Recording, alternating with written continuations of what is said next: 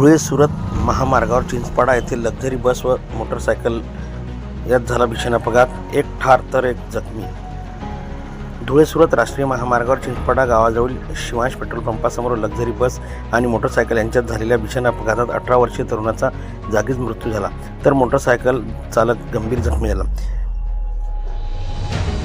घटनेची माहिती मिळाल्यानंतर पोलिसांनी तात्काळ धाव घेतली।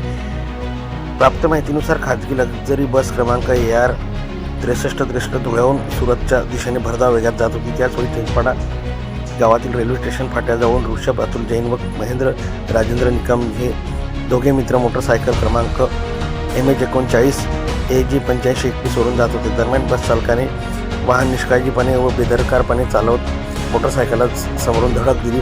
या धडकेत मोटरसायकलवर मागे बसलेला महेश राजेंद्र निकम वय 18 राहणार चिंचपाडा याचा जागीच मृत्यू झाला, तर सहकारी मित्र ऋषभ अतुल जैन राहणार चिंचपाडा हा गंभीर जखमी झाला असून त्याच्यावर उपचार सुरू आहेत। नंददर्पण न्यूज लाईक करा, सबस्क्राईब करा आणि शेअर करा। धन्यवाद।